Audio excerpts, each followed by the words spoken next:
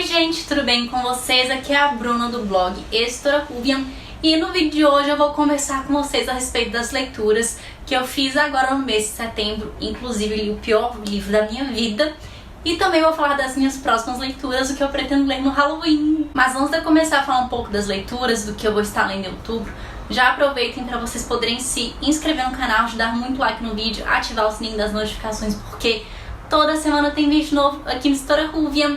E aproveitem para vocês me seguirem nas redes sociais, Twitter, que é o Bitsbubble, Instagram, que é o Editora Ruvian, que assim a gente tem um contato muito mais próximo. Sem mais delongas, vamos começar com É Assim Que Acaba, da Colleen Hoover, que eu estava com muitas expectativas para ler esse livro, porque direto eu ouvia falar dele, inclusive esse livro vai ganhar uma continuação, então tá todo mundo falando a respeito disso, o hype tá gigantesco. Enfim, aqui no livro a gente vai conhecer a nossa protagonista, a Lily Bloom, uma jovem que tem por volta de seus 23 anos, 20 e poucos anos, que ela se mudou para Boston e está prestes a começar a vida do sonho dela, que ela saiu da cidadezinha natal dela, uma cidadezinha no interior, e ela tá querendo meio que apagar as memórias, as lembranças que ela tem nessa cidade, porque são lembranças muito dolorosas, porque a família dela, o pai dela era um pai muito abusivo, que ele era muito abusivo com a mãe dela, e às vezes a Lily também acabava sofrendo com essa violência doméstica em casa. Então, por conta de todo esse cenário que ela acabou crescendo, ela quer se afastar dos pais, da cidade, quer começar uma vida nova em Boston. E ela falou assim: depois de tudo que eu vi minha mãe passando, eu não quero isso pra mim, nunca vou entrar num relacionamento igual ao meu pai. Até que ela conhece o Riley, que o Riley é um médico que tá fazendo residência para se tornar neurocirurgião. Ele é lindo, maravilhoso, parece ser perfeito. E com muita insistência os dois vão construindo um relacionamento, mas à medida que esse relacionamento vai andando, a Lily percebe que talvez não seja assim tão bom. E ela percebe que ela vai acabar entrando num ciclo parecido com o da mãe dela, e ela vai se ver angustiada por conta disso. E também aqui vai abordar muito a questão de amor do passado da Lily, que também vai ser uma pessoa fundamental nessa trajetória. E temos aqui Na Estrada com o Ex, que a gente vai conhecer um pouquinho do Dylan e da Ed, que os dois terminaram um relacionamento há algum tempo, e por coincidência do destino, os dois estão indo para um casamento de um amigo em comum. E como o carro do Dylan e do seu amigo acaba estragando, rola uma batida, o Dylan e seu amigo vão ter que fazer uma road trip da Inglaterra até a Escócia junto da Ed, que é a ex-namorada dele, a irmã da Ed, e um estranho lá que estava no grupo de Facebook do casamento e que estava indo pra festa e precisava de carona. Então aqui a gente já acompanha essa road trip super inusitada e divertida, até porque fica um climão do Dylan e da Ed, que os dois terminaram. E a gente também vai acompanhar um passado, o flashback do início do relacionamento dos dois, do romance deles na França e do que aconteceu para ter esse término que todo mundo comenta. Foi um livro super engraçado, muito divertido, e mais pro final tem uma reviravolta que, gente, eu fiquei chocada, porque realmente eu não imaginava. Realmente é um livro para quem gosta de um romance leve, bem divertido. Leia Na Estrada com o Ex, porque é sensacional. E vamos falar aqui da pior leitura do meu ano de 2022, que foi um livro que realmente eu abandonei, que eu não consegui ler, que eu falei: chega, não aguento mais. Aqui no livro Os Números do Amor, a gente vai conhecer a nossa protagonista, a Stella, que ela tá à beira na casa dos 30 anos. E um belo dia, a mãe dela falou assim: filha, tá na hora de você casar, né? Tá ficando velha, eu quero uns netinhos, arranja um boy, engravida, me dá os netos, fica com alguém, senão você vai ficar solteira pra titia, posso até tentar te arranjar alguém. E a Stella, assim, desesperada por conta desse ultimato da mãe dela, resolve tentar encontrar alguém pra poder sair, porém as experiências amorosas dela sempre foram muito ruins, horríveis. E, sério, eu lendo o passado amoroso da Stella, eu realmente fiquei muito incomodada pelas situações que ela se sujeitou, que mesmo ela não querendo fazer as coisas, ela fazia pra poder agradar os caras, e por mais que ela falasse sim na hora, o corpo dela dava sinais de que ela não queria aquilo, mas mesmo assim os caras iam e faziam. Então foi muito desconfortável ler isso. Eu fiquei morrendo de dó da Stella. Mas enfim, considerando esse passado dela amoroso, a Stella decide contratar um cara pra poder auxiliar ela, ainda mais com questões mais calientes, porque ela não tem assim tanta prática. Ela acha assim: se for pra uma pessoa gostar de mim, tem que ser boa de cama. E aí ela contrata o Michael, que o Michael, ele meio que é um acompanhante noturno, e então ele e a Stella vão acabar ficando aí nesse tipo de fake dating, que é uma espécie de Uma Linda Mulher, só que invertida. A Stella é a mulher rica e poderosa da relação, e o Michael é o acompanhante. Então foi tipo uma história de uma linda mulher, mas com essa inversão de gêneros. Eu acredito que esse livro tinha um potencial para poder realmente ser muito bom, mas eu acabei ficando muito incomodada com essa dinâmica do relação da Stella e do Michael. Eu achei tudo muito raso. Eu sei que esse daqui é um livro que tem hot, mas qualquer coisa, sexo era chave pra tudo. Sexo era chave pra tudo aqui nesse livro. Qualquer problema, transar. Tô com ansiedade, trans. Que o Michael até fala uma brincadeira que é transar e tirar a ansiedade dela. Quem dera se sexo fosse a solução pra quem tem ansiedade. Que, ai, transei, tô livre de ansiedade, depressão, de todos os problemas da vida. Quem dera se fosse assim, né? Enfim, o livro eu sentia que tinha muito potencial, até porque é uma premissa muito interessante. Você pegar essa questão de uma linda mulher e subverter os papéis de gênero, de você ter uma protagonista autista, de ter essa representatividade. Mas no fim eu achei que ficou tudo muito raso, os personagens não foram muito trabalhados. E quando chegou em 70% do livro, tem uma situação que a Stella passa com um colega dela de trabalho, que por si só é horrível, horrível, horrível. E a atitude que o Michael tem em relação a isso, pra mim foi... gente, sério, eu sei que eu não devo me colocar no lugar dos personagens, mas eu lendo aquilo, eu fiquei tão incomodada que eu falei, não chega, acabou pra mim. E ela está de volta. Taylor James Reid lançou o seu mais novo livro. Carrie Soto está de volta, que faz parte da quadrilogia das 7 da Fama, que é composto por Os 7 Maridos de Evelyn Hugo, Daisy Jones and the Six, Malibu renasce e agora Carrie Soto está de volta. Mas basicamente o livro aqui vai contar a história da Carrie Soto, que é uma tenista de grande sucesso. E aqui no livro começa com ela já com uma idade mais avançada, 37 anos, que pro esporte é uma idade mais avançada, ela tá aposentada há um tempão. E ela decide, falou assim, eu quero voltar para as quadras, eu quero retomar o meu recorde, eu quero continuar tendo um recorde, porque ela vê que tem uma jovem tenista que tá prestes a alcançar o recorde que ela bateu, e ela não quer que isso aconteça, ela quer proteger esse legado dela. Então ela vai voltar a treinar com seu pai para poder reconquistar esse título dela e se reafirmar como Carrie Soto, a melhor tenista do mundo. E claramente, por conta da idade dela, por ela estar aposentada, longe das quadras, esse retorno dela vai ser muito complicado. E paralelamente, a gente vai conhecer um pouco mais do passado da Carrie Soto, dessa paixão dela pelo tênis, da relação dela do pai, que realmente é um pilar fundamental para esse livro, que por mais que esse livro fale muito da relação da Carrie com o tênis, eu acho que a relação primordial aqui desse livro é da Carrie com o pai dela, porque foi o pai dela que fez a Carrie pegar essa paixão pelo tênis, pelo esporte. A Carrie, ela tem a sensação de que eu preciso orgulhar meu pai, eu tenho que ser melhor. Aqui a gente também vê muito da cobrança que ela coloca em si mesma, de realmente ter que segurar esse legado, de nunca ter que falhar. Não foi meu livro favorito da Taylor James Reid, ainda mais dessa série, mas eu acho que é um livro... Em algum momento você pode acabar se identificando com a Carrie por essa pressão que ela coloca em si mesma, que eu vejo que eu coloco isso em mim em relação aos estudos, que eu vejo que eu me cobro bastante. Tem também essa relação familiar, que eu acho que a Taylor arrasa nas construções dos personagens, nas relações, e os personagens secundários também são maravilhosos. Então fica essa dica aqui para vocês lerem esse livro. Temos aqui As Vitoriosas, esse livrinho que eu li do Livro Intrínsecos e que já está sendo lançado aqui no Brasil para vocês poderem comprar nas lojas comerciais. Mas basicamente que nesse livro, quando eu peguei ele, apresentei esse livro no meu vídeo de TBR, que eu ia ler pra Maratona Desencalha 2.0, eu falei, pela premissa desse livro, pelo que eu ouvi falar, acho que vai ser um livro que vai contar sobre histórias de mulheres impactantes e poderosas.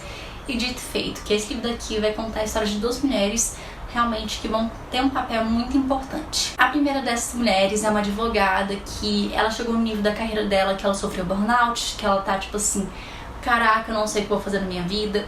O esposo, o marido, o noivo dela, o parceiro dela abandonou ela, tá tudo dando errado na carreira dela, ela teve burnout, tá com depressão, de forma que ela é afastada do trabalho, mas para não ficar sem fazer nada, ela resolve procurar uma atividade voluntária, tentar ajudar as pessoas, e ela acaba achando uma vaga de escrivã num abrigo para mulheres. Inicialmente ela fica assim, ai, não sei se eu quero isso, não sei se é a minha praia, mas começou um dia da semana, ela resolve ir lá para poder experimentar, para poder conhecer. Então no livro a gente vai acompanhar a trajetória dessa advogada, dela em relação ao abrigo, das mulheres desse abrigo, porque inicialmente ela não estava muito disposta a isso, mas a gente vai vendo como essa convivência dela no abrigo com as mulheres vai sendo transformada. É uma coisa transformadora, não só na vida da advogada, mas para quem tá lendo, você conhece histórias de personagens que já passaram por tudo, situações muito complicadas, que você sente até um aperto no coração. E paralelamente a gente acompanha a história de uma outra mulher que foi responsável pela construção desse abrigo, e a gente vai ver a luta que ela teve, o esforço que ela demandou para conseguir transformar esse sonho em realidade. Realmente é um livro muito inspirador. Eu terminei ele chorando. Temos aqui A Herança da Orquídea Divina. Aqui nesse livro a gente vai conhecer a família dos Montoya, que basicamente é uma família muito grande e com algumas questões peculiares. E quando a matriarca da família, a Orquídea Divina Montoya, está prestes a morrer, ela chama todos seus parentes de vários lugares do mundo que estão espalhados pelos Estados Unidos, falou assim: bora voltar para minha casa, estou prestes a morrer, vocês precisam vir aqui. Enfim, todo mundo vai lá para poder ficar com a matriarca da família. Ela acaba conversando com todo mundo, tem seus momentos com cada um dos membros da família, e no fim ela se transforma numa árvore, porque aqui tem muito realismo mágico. Mas antes dessa morte dela, a Orquídea entrega uma semente para cada um e fala assim: plantem essas sementes, se protejam, tem o mal vindo atrás de você. Então aqui nesse livro a gente acompanha muito o passado da Orquídea Divina, do que aconteceu com ela, de como ela foi chegar nos Estados Unidos, mais precisamente na cidade de Quatro Rios, do que ela passou no passado dela, esse período que pode estar ameaçando a família. E o realismo mágico, ele é um elemento muito importante e presente aqui no livro, é que dá um toque todo especial para essa história. E para quem gostou do filme Encanto, provavelmente vai gostar desse livro daqui, porque tem uma questão semelhante, de uma casa, de uma família que parece que tem poderes, habilidades especiais, de uma matriarca, uma avó que tem seus segredos, tem seus mistérios. Então realmente é um livro sensacional, e para quem gostou de Encanto provavelmente vai gostar muito da energia de A Herança da Orquídea Divina. E temos aqui The Burning God, que é o terceiro livro de Pop War, e aqui a gente vai acompanhar as pontas soltas que foram deixadas abertas no segundo livro. A gente vai entender melhor essa ligação entre a Rin e o Kitei, das consequências, de como isso funciona. A gente também vai ver a relação da Rin com o Neza, que tá bem abalada, que ela se sente traída por ele. E é um livro que, cara, simplesmente brutal. Eu fui lendo realmente sem saber o que esperar, o que poderia acontecer. Fui surpreendida em muitos momentos com a volta de alguns personagens que eu realmente não achei que veria eles de novo. E realmente é um livro realmente brutal. A gente vê a Rin, ela não tem medo de ser ela mesma, dessa questão da vingança. A gente sabe que a Rin é uma personagem boazinha, que essa questão da vingança, de querer se vingar dos outros, causar dor e sofrimento, é alguma coisa ruim, é uma coisa muito negativa, que ela vai se transformando nesse monstro que muitos dizem que ela é, mas ainda assim é uma personagem que me cativou do início até o fim. E eu acho que não tem fim melhor para essa trilogia. E de uma forma geral eu sinto que esse livro encerrou a trilogia de uma forma grandiosa, como deveria ser. E por mais que o ritmo de leitura tenha sido um pouco demorado, porque esse meu mês de setembro teve muitas coisas, não pude focar exclusivamente no livro. Toda vez que eu pegava o livro para poder ler, eu ficava assim: eu quero saber como é que vai terminar, eu quero ver o que vai acontecer. Eu ficava muito intrigada. Realmente aqui a gente vê toda essa transformação da Rin, dela estando muito mais vingativa, com raiva, com seus sentimentos muito mais potencializados. Mas mesmo assim foi uma trajetória que eu adorei acompanhar, e pra mim esse livro encerrou a trilogia de uma forma perfeita.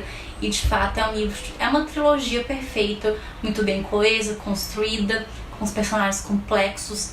A Rin pra mim é uma das mais complexas de todas, por esse papel dela de protagonista, mas também ser meio que uma antagonista. É simplesmente um livro, uma série maravilhoso. Então fico feliz de poder ter encerrado com um sentimento assim tão bom. Então fica aqui a minha recomendação, não só desse livro, mas também de toda a trilogia da Guerra da Papoula, Pop War, porque é fenomenal, é incrível, é uma fantasia muito bem escrita. Aqui nesse livro a gente vai acompanhar as consequências da Emilia ter assinado um acordo com o diabo, meio que fazendo um acordo com o demônio. E aqui a gente vai ver essa jornada da Emilia e do príncipe Roth, que é como se fosse a Ira, até a casa dos irmãos dele, até esse submundo, onde tem as casas de cada um dos irmãos dele, porque os irmãos dele são deuses, tipo deuses do inferno, e cada casa representa um dos 7 pecados capitais. Então a gente vai acompanhar essa jornada da Emilia nesse submundo aí. Eu senti que esse livro, em algumas questões, demorou um pouco para poder entregar, desenvolver. Ficou muito numa ladainha de Emilia e do Roth, dos dois meio que não se dando muito bem, dos dois brigando. E no fim, quando aconteceu tudo de uma vez, muitas revelações, algumas eu já imaginava.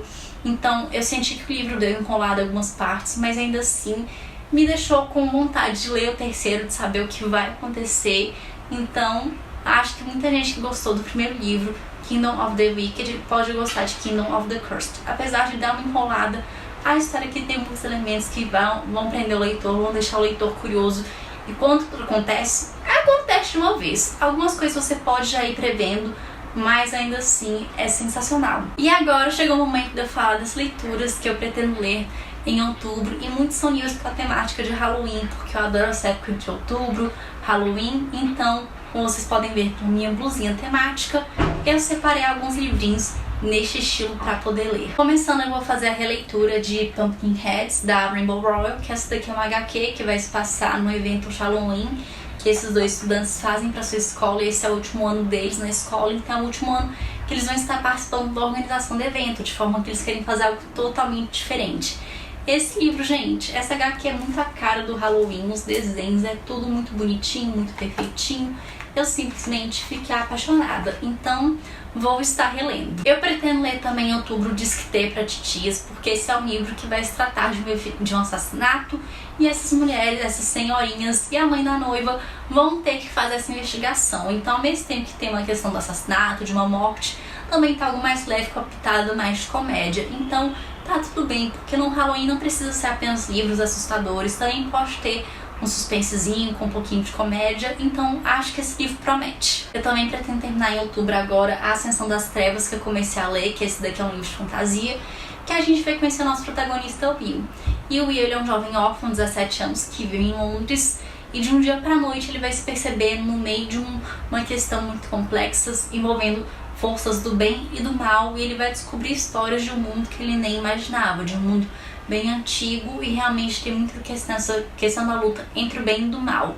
Eu ainda tô bem no início da leitura, na página 142, mas até o momento tá sendo bem interessante, e eu tô curiosa pra saber como é que essa história vai se desenvolver. Outro livro que eu pretendo ler é O Enfermeiro da Noite, inclusive parece que esse livro ganhou uma adaptação na Netflix com a Jessica Chastain, eu acho que é assim que fala o nome da atriz, e com Ed Redmayne, que popularmente eu chamo de Ed Redmayne, Ed Redmayne, enfim, esse daqui é a cover jacket do livro, e aqui é a capa dele sem a cover jacket. Basicamente, esse é um livro inspirado na história real de um serial killer, então é uma história, e quando eu vi a premissa, por ser inspirada em um caso real, eu fiquei muito curiosa para poder ler. Então me aguardem com notícias desse livro. Eu também vou aproveitar para estar lendo esse kit aqui de HQs que o pessoal da Dark Side me mandou, porque as três pra mim tem a cara do Halloween, essa vibe do Halloween, então acho que vai ser uma experiência muito gostosa. Temos aqui Os Fantasmas de Anya, Mooncakes, e para finalizar nós temos Satânia. De qualquer jeito, essas três histórias eu acho que elas têm muito essa cara, essa vibe do Halloween, então pretendo ler também no mês de outubro, e eu tô muito curiosa, e eu fiquei muito feliz por esse recebidinho da dona Darkside. E como é tradição aqui no canal, eu vou estar fazendo uma releitura do livrinho de poemas que deu inspiração pro filme Estranho Mundo de Jack, que esse daqui é um livrinho de poemas muito pequenininho, escrito e ilustrado pelo próprio Tim Burton, e esse livro daqui que deu inspiração para o filme, então também estou muito empolgada. É uma releitura que eu sempre faço no mês de outubro do Halloween, e também em dezembro por conta do Natal, para mim é uma leitura obrigatória nessas datas. E se tudo der certo, também pretendo ler o e-book de Contos de Fadas, um livro inédito do Stephen King, se eu não me engano, que o autor está lançando. E né, Stephen King, Halloween, ele escreve muita coisa de suspense, de terror, então eu acho que casa perfeitamente. Enfim, gente, eu espero que vocês possam ter gostado de saber um pouco das leituras que eu li em setembro, do que eu pretendo ler agora em outubro. Então, muito obrigada por assistirem até aqui. Não se esqueçam de se inscrever no canal, de dar muito like no vídeo, ativar o sininho das notificações, porque isso me ajuda demais. E aproveita e compartilha esse vídeo com os amigos e com as amigas, que isso também ajuda mais gente a conhecer meu trabalho. E também que essas pessoas possam receber novas indicações de livros e leituras maravilhosos. Então compartilha aí, me conta nos comentários o que vocês acharam dessa minha seleção de leituras, se vocês conheciam algum desses livros, se vocês têm vontade de ler algum deles. Me contem aqui que eu quero saber, e muito obrigada e até a próxima!